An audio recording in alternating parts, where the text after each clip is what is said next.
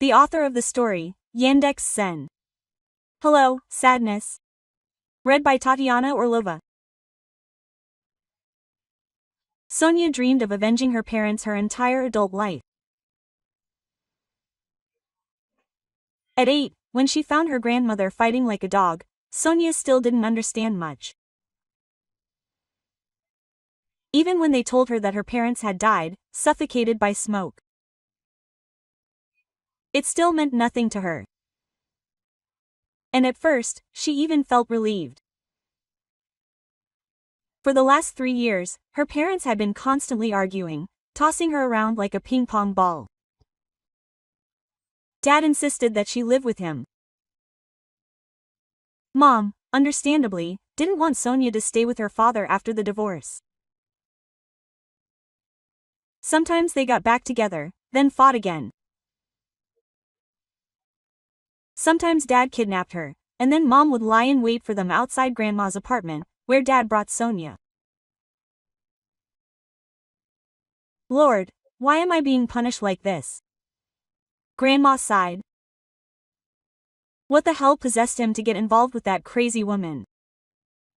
How much more can she get on his and her child's nerves? Grandma didn't love her mother and always told Sonia that her father was good, but her mother was bad. Sonia didn't really like it when her mother came home drunk, and even worse, with strange, cheerful men. But she still loved her and didn't agree with her grandmother. She wanted to live with both her mother and her father, but it didn't work out. Before school, Sonia had a medical examination, and the doctors didn't like her blood test results.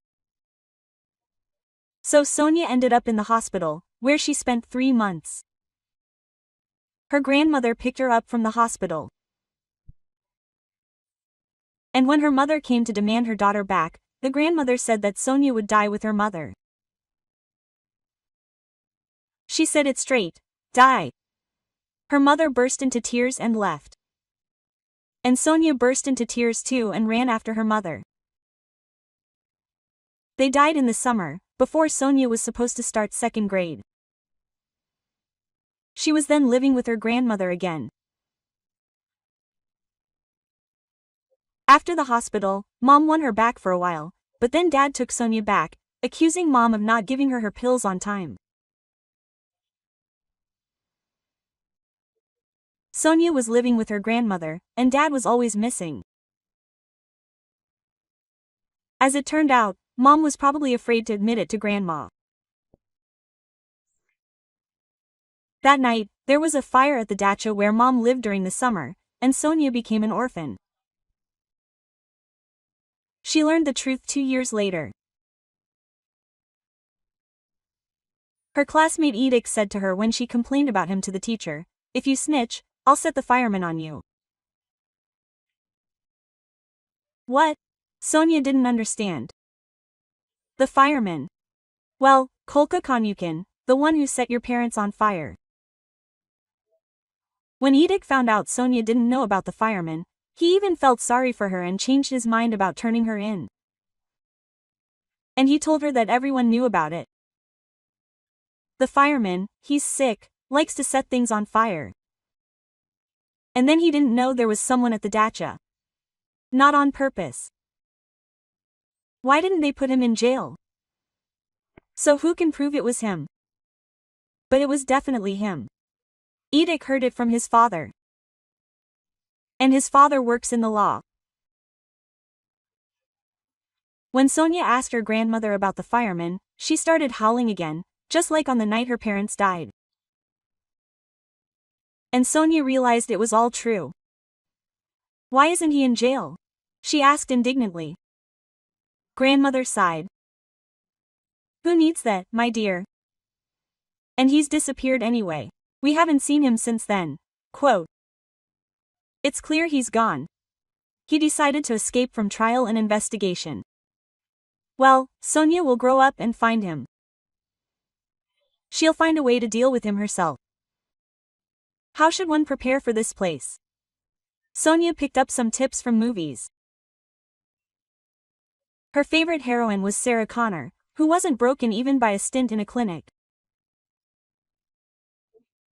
And just like Sarah, Sonia began to prepare. Every day she did push-ups and pull-ups, doused herself with cold water, ran, signed up for karate, and when she got older, for shooting. It was there that she met Fedya. She liked him immediately. Tall, with a short, buzzed blonde haircut and a simple, kind smile. And because she liked him so much, Sonia behaved exactly the opposite towards him, constantly ridiculing and bullying him. However, she couldn't resist her feelings for long. She gave in when he offered to walk her home and confidently took her hand. Fedya's hand was warm and large, and Sonia really enjoyed walking hand in hand like this. He was the only one she told about revenge. "And what will you do with him when you find him?" he asked, his eyes wide with surprise. "I'll kill you," Sonia answered calmly. "Blood for blood. Are you crazy?" "It's easy for you to say," Sonia was indignant. "Your parents are alive, and you haven't seen Grandma cry. 7 years have passed, and she still moans and screams in her sleep.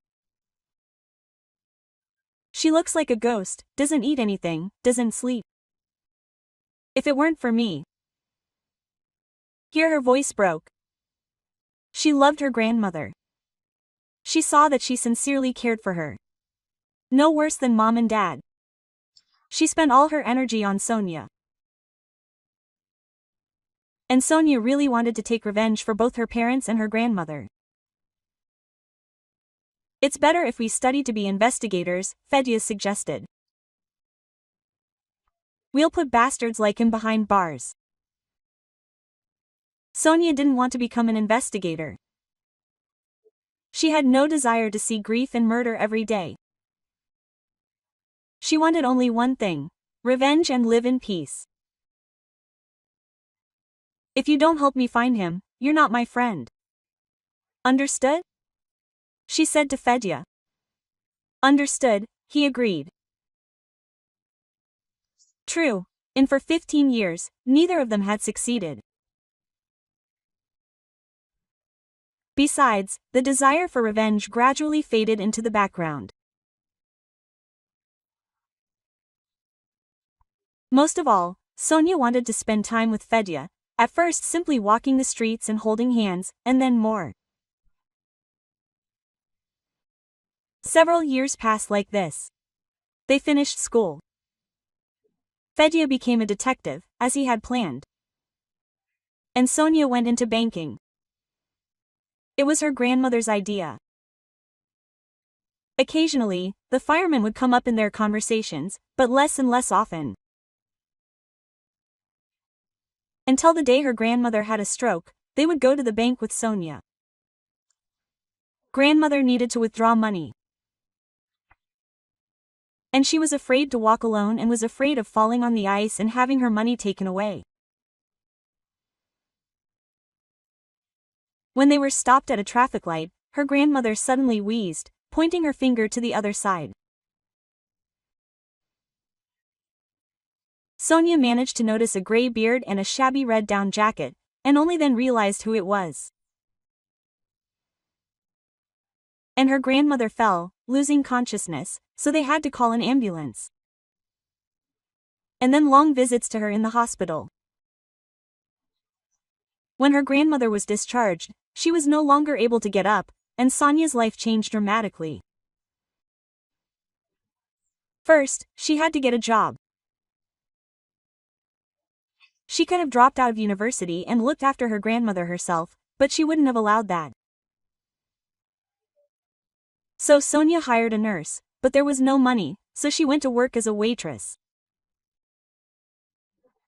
Once upon a time, her grandmother's family was very wealthy. Grandfather drove a car with a personal chauffeur, and her grandmother made clothes to order. But those times are long gone. Even before Sonia was born, over all those years while they lived together, they squandered the last of their savings. Secondly, her old thirst for revenge awakened, which is why she began to quarrel with Fedya. She demanded that he help her find a fireman, and he persuaded Sonia to calm down and let go of the past, to live in the present. Quote, "I need a gun," said Sonia. "Do you want one? Are you crazy?" Fedya was indignant. "Don't even think about it, it's illegal." Quote. But Sonia wasn't going to stop. If Fedya didn't want to help her, well, she could handle it herself. She turned to her former classmate Edek for help. He didn't follow in his father's footsteps, but was engaged in something not entirely legal, which Sonia didn't care about. She took the money that her grandmother had been saving for her funeral and gave it to Edek. Quote, "Get me a gun." "Got it?" she ordered. And Edek got it. Sonia was still a good shot and was sure that when the time came, her hand would not tremble. Fedya, when he found out about this, said, "Either you throw it away, or we're no longer a couple." Sonia chuckled. Blackmail. "You can also turn me in to the police and I will, if that helps stop you," he shouted. "Think about what you're doing. You robbed your own grandmother." "I'll give it all back," Sonia was offended. "I'm doing this for my grandmother's sake." Without Fedya, things were even better. She had more free time to train and work. Sonia had completely abandoned her studies and transferred from one year to another on her word of honor. But she worked hard and enjoyed it. It was a school of life. It turned out she'd never known anything about people before. Sonia had seen all sorts of things at work, but what bothered her most were the people who couldn't afford to buy food.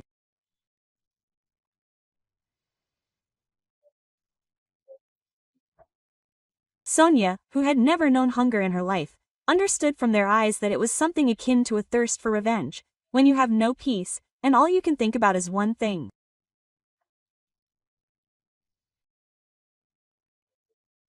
The pizzeria manager ordered all the homeless people and beggars to be driven away, but Sonia felt sorry for them, and when the management wasn't around, she'd let them sit and warm up.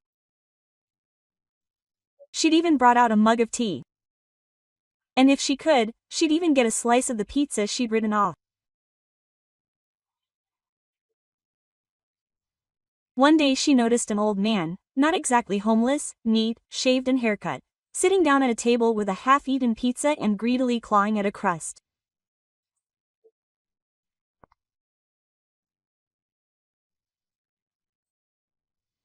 It was disgusting and pitiful to watch, but she slipped the cashier her earned tip for the day, asking for the largest slice of pizza and a mug of coffee with cream.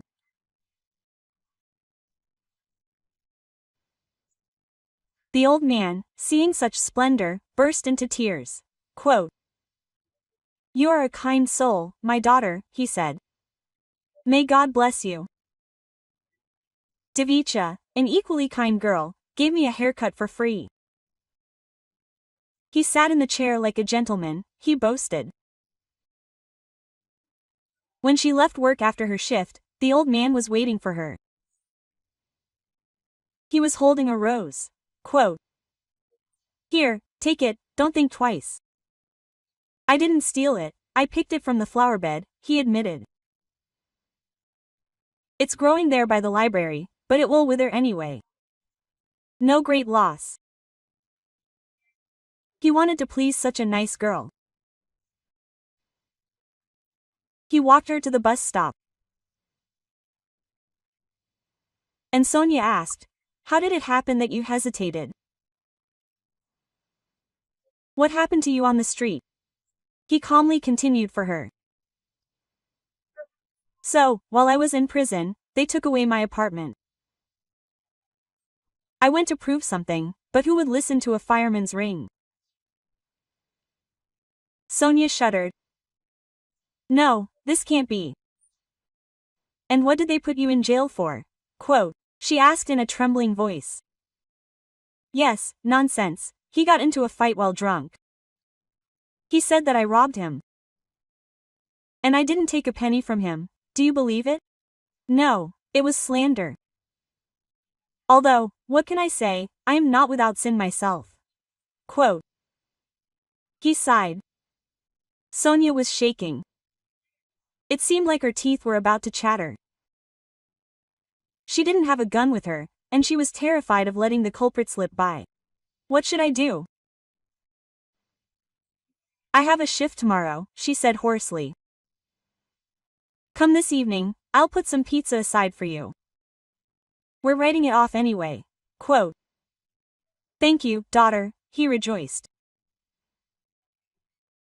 God bless you, Sonia prepared herself carefully. She thought about how to dress to hide the gun, where to put it, and how to check. Was it really him? There was no excitement, just cool composure. Saying goodbye to her grandmother, she kissed her dry, wrinkled cheek and promised, everything will be fine soon, Grandma. She wanted to say that she would avenge her son, but don't say hop until you've jumped over it. Grandma herself liked to repeat this. Everything worked out perfectly. She managed to put the pizza aside and hide the gun in Hoodie's capacious pocket. And the old man came, waving to her from outside the window. Let's go to the embankment, she called. Tell me at least a little about life. I can do that, the old man rejoiced. Can't you buy me some vodka? That's a shame, quote. Sonia chided the old man automatically. It's pure poison. At least a flask to whet your appetite, quote. And Sonia bought it. The embankment was their favorite spot for the SFAY. They spent many evenings there. It was a quiet place, there weren't usually people there. It was perfect for what she had in mind. What's your name, you say? She asked. What's my name? Fireman. It's a nickname. When I was younger, I used to love setting things on fire. Quote. How so? Sonia asked, feeling her throat tighten as if with acrid smoke. Well, how could I just find some abandoned building and set it on fire? I used to love watching the fire. Quote. And you don't love it now? Not now. He grew serious and fell silent. Why? Sonia insisted. The old man raised his watery eyes to her. Oh, my daughter, such a sin is on me. Well, I didn't mean to, I swear I didn't mean to. Set someone on fire? She asked almost in a whisper. I didn't mean to, the old man drawled. It's all love, baby. It's all love. What? Sonia didn't understand. The old man cleared his throat.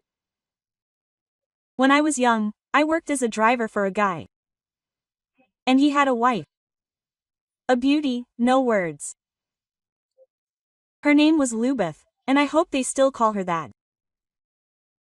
And then Liuba and I had a romance. Sonia couldn't believe her ears. What is he talking about? He's having an affair with my grandmother. That can't be right.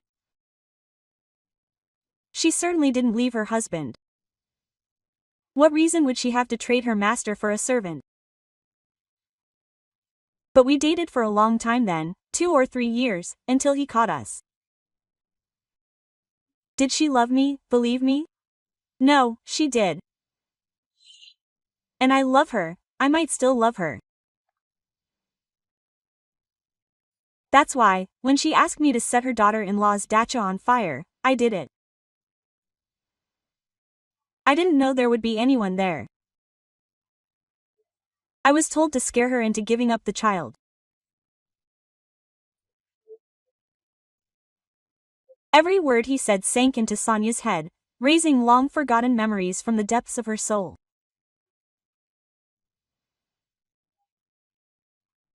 Mom's lullabies before bed, Dad's strong arms, happy evenings when they were all together. Grandma howling like an abandoned dog. No, I had to decide, do it right now. She put her hand in her pocket, feeling the weight of the metal. Could a gun really be that heavy? Maybe, if it was meant to do its job. Sonia took the half-empty bottle and took a swig for courage. Her insides burned. You probably think I'm a monster, and I am. So it wasn't for nothing that they put me in prison. But is that really a punishment? Quote. Everyone has their own punishment, Sonia said hoarsely and stood up. Okay, I have to go, my grandmother is waiting for me. The old man waved without even looking at her. His gaze was fixed somewhere in the distance, on a past that could no longer be undone. She stood and looked at the back of his head. A simple target. And how long had she been walking towards it? First alone, then with Fedya, and now alone again. And her grandmother, how could she? Who is she now? Sonia's main enemy. But can you really call her grandmother your enemy? After all, Sonia has no one but her grandmother. Will she really kill her too? It's that simple. Too many questions and no answers, and only one chance to shoot. The heavy metal fell into the water. Splash, and there is nothing. Silence. Sonia watched the ripples spread across the water, turned and walked away. She didn't know where she was going, but her feet themselves led her to the familiar house, which she had visited so often before. Everything, that's right. Where else could she go? She stepped forward decisively and habitually dialed the doorbell. Of course, Fedya might not accept her. He could forget her, fall in love with another, not forgive. But it was worth trying, otherwise why live at all? She pressed the doorbell long and desperately until the door opened. Fedya looked at her with surprise and joy. Quote. She's here, he smiled. Sonia nodded rapidly, lowered her face, trying to hide her wet eyes from him. Quote. What's wrong? He got scared and pulled her towards him. What happened, Grandma? Burying her face in his chest, Sonia said hoarsely, I missed you. And did something happen to me? She hugged him, rubbed her cheek against his itchy sweater and said, Everything is fine, really, everything will be fine now.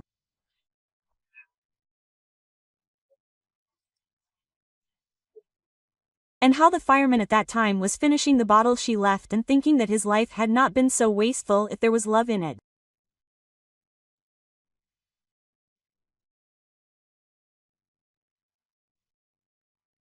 Dear friends, if you enjoyed this story, please subscribe to our channel, like it, and be sure to leave your thoughts in the comments.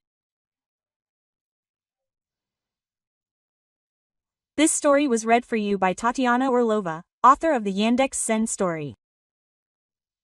Hello, sadness. And I wish you all the best of health, a peaceful sky above, and a good mood.